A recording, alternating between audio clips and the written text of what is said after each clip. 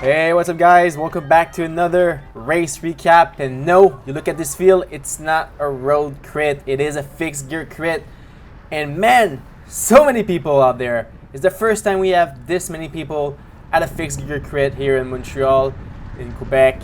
So super hyped to have this huge field and I guess for some really interesting racing because the level is there, man. People are strong and people are looking at getting hurt today. And right away, first attack from Thomas, and from last week what happened is the first attack stick to the end, so make sure to cover that. We got here the veteran Phil Marceau telling his young kid to don't push, stay put. And on front we have Nick Cote, and I want to take this moment to apologize for my comment last week. Nick has been a good friend of mine for a couple of years. We've traveled together. I made somewhat of a joke that maybe has not been well received, so sorry Nick. This was no intent, and now let's get back to racing.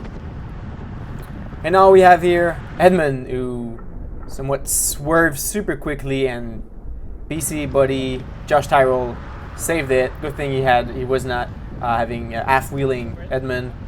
But yeah, that was great. Then we're like a couple of Ks into the race, and it's already so fast. I mean, heart rate is high, the speed is high, and I'm more in a survival mode, to be honest, and I wasn't really contributing to attacks. I was really concerned about myself not being dropped, basically. The field is big, and attacks were just flying constantly, as you see here on the right. And on a fixed gear bike, it really takes a lot of energy because you're grinding a lot and you're spinning a lot. And when you're spinning, then your heart rate goes up. And when the heart rate goes up, it's then harder to push.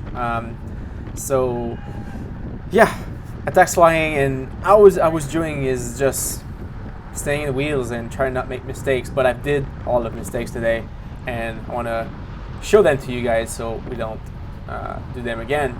And as you see here, I've somewhat got moved back to the back of the peloton without really wanting it to be there, and I shouldn't be there. I shouldn't be like second to last guy. And the thing is, there was people drop already, but there were still people that I didn't really knew, and things like that can cause problem when you have people you don't really know being there in front of you when the pace is high.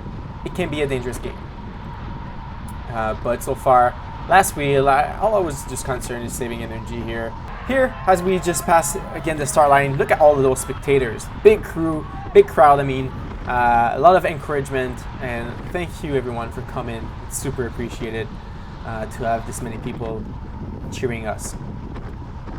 And now here, I'm not too sure why, Jasmin here, experienced fixed gear racer. Look at the gap he opened up, and it doesn't seem big, but he had to put a big surge, and I had to surge as well to get back on his pace, just to close a gap that there was no reason to open. So I should have maybe been aware there and maybe go into his inside line and prevent this gap from opening. Here again, a guy I don't know, all orange jersey, and look at that big gap he opened up. And that's again dangerous games of being in the back, and I should not have been there. Good thing here, Jasmin closed that up without, well, probably in difficulties, but I mean, he did it. I was 185 BPM. That's really high for me, and I'm glad that the pace just slowed down. And here, as we see, the pace was probably the slowest of the whole race. I haven't been in under 170 beats for a while there, and that rest was great. But when there's a lot of rest, you know what this means? It means there's going to be an attack, and right away, on the other side of the course, it's the full liner. And you saw there was about 15 people in front of me in that liner, and I don't like this position, as I just told a few times, but I cannot move up. I wish I could, but my heart rate doesn't let me.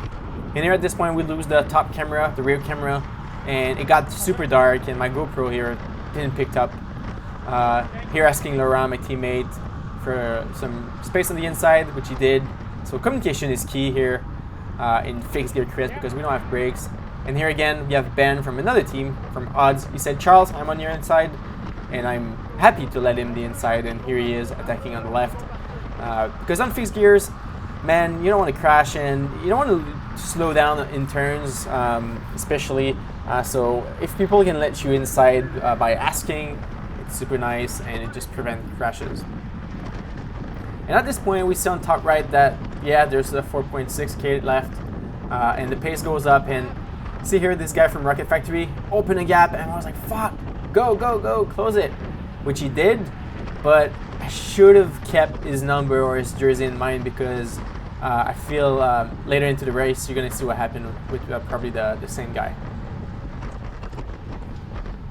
So pace slows down, and what does it mean? Attacks. So right away, another big surge, over 500 watts to get up to speed, and then just trying to catch the draft. And now with 3K to go, I gotta be honest, on my timer, the race was supposed to be 45 minutes, but turns out it wasn't. And I've never saw it, but they start to show the numbers of lap left, which I did not. And I was just thinking there was another 20 minutes left. So I was just going easy. And now 1.2K to go, and we heard the bail lap, and I was like, what's going on? How is it the final lap? And turns out it was. And I did not like my position here.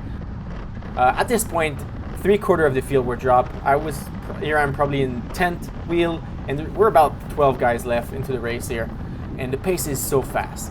I don't know who's putting in front, but it's extremely fast, going 49, 50 kilometers an hour into those corners, going up here more than 52 and 53, and man, this is hard. 195 beats, and I'm just surviving here, and look who's in front of me.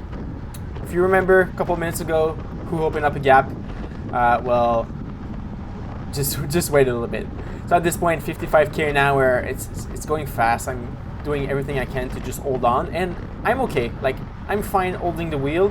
I don't see any problem here. There's still 500 meters to go to the race. I'm fine being here in 10th place, but I should have been taking attention, because here, that guy from Rocket Factory opened that gap. And it takes me everything, 500 watts, to try to close it. And as I'm closing in, I just see that the guy in front of me also let another gap. So at that point, there was no way I was going to catch up the front. And just decided to call it a day. Fully exploded right there. Probably, 7 people in front, 8. So I snag a top 10 here. Which is fine. Someone here just passed me. No really reason to pass me for 10th place, but hey, congrats. And that's where this one ends. So few mistakes of the day today. Too much at the back. Got behind people who opened up gap. Got stuck behind, too much behind at the last lap.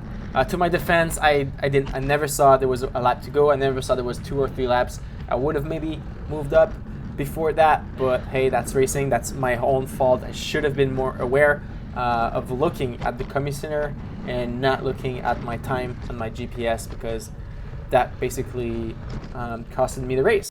Or I mean, not the race, but I mean a shot at making a top 5 or to go for a final sprint. Alright guys, so I hope you enjoyed this little recap of the Mercredi Laval fixed gear races. If you are in the Montreal area and you do have a fixed gear, definitely come to the next one, which is in 2 weeks.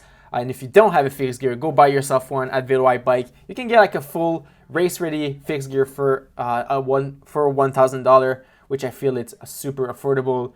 Every road cyclist should have a fixed gear into your quiver.